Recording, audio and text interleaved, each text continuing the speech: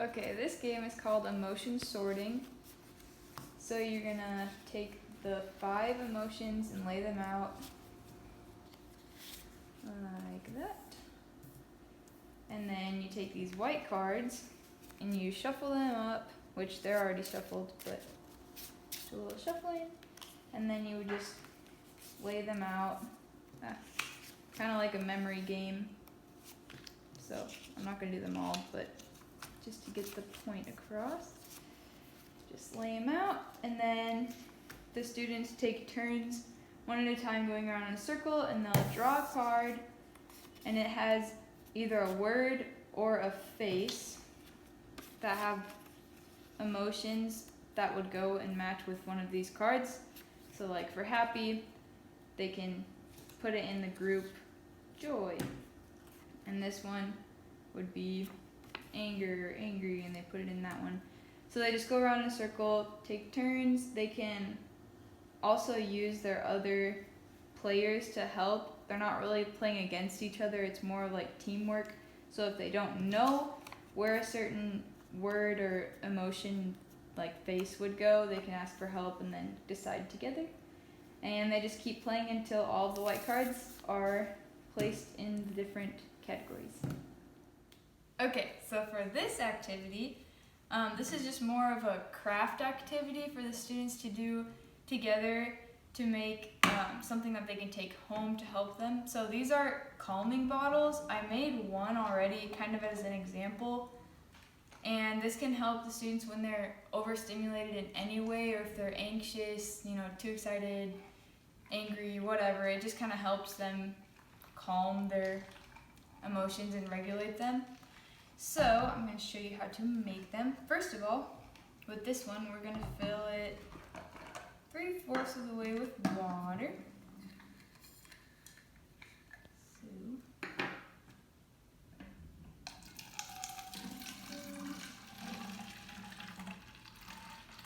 Or as close to it as we can get.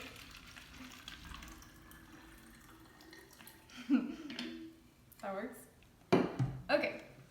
Then you can add whatever color dye you want to add. So let's do like a drop or 2 or 3 of red. There we go.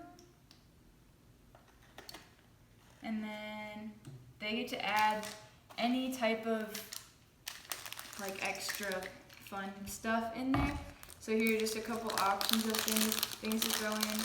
But I would have like a table full of just a bunch of different types of things that like float, sink, sparkly, not sparkly, just all the different options that they can make.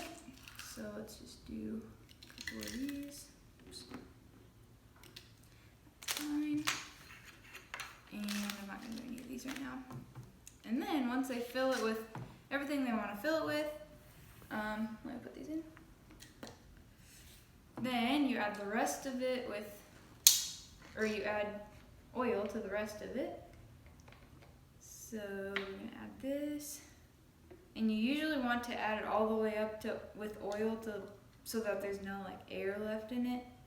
But I don't know if I had enough water for this one. We'll see. It's close enough. Alright. And then you just screw it on. And then also before they would take them home, I could use a hot glue gun just to seal the lid so that it doesn't leak when they're at home and they're messing around with it. But then they have their own little calming bottle of whatever they wanted to personally put in there. So that's one of the options. And then we have another option for the calming bottle, which is this one, and it's super easy. It's literally just 2 steps. So you can fill it with like beads or these rubber bands, or whatever you want, but you only put one thing in here and then water. So I already put rubber bands in. And I have this paper here because you could use it as just like a little funnel for the kids. Pop that in there and then they can pour whatever they want in there. But I already did. And then you add the water. Whoops, spilling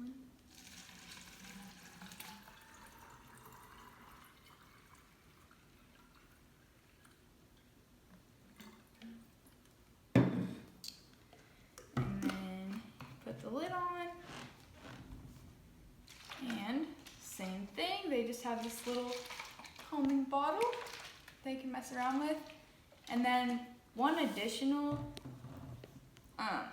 thing that they could add to this one is, I don't have one with me, otherwise I would have done it, but if you have like a golf tee, you could glue that with the hot glue gun to the inside of the lid so that it like sticks down, and then put it in, and then it can turn into that game where you have to like hook the rubber bands on the little ring, and so that kind of gives them a little more to do with this.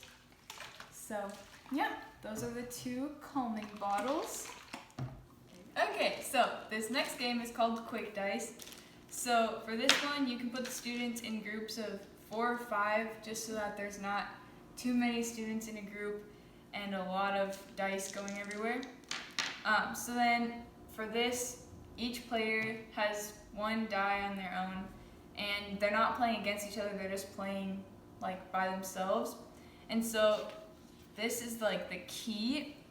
So you can either have a couple students sharing it, or if you make enough copies, each person can have one.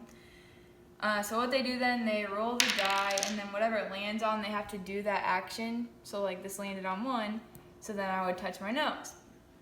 And then I would go again, roll, 5, and then I looked at 5, rub your belly. And then they would just like keep going as fast as they can to try to pick the right action. And then once they go for a little bit, they can start remembering what the actions are, and they can try to do it on their own without looking at the sheet.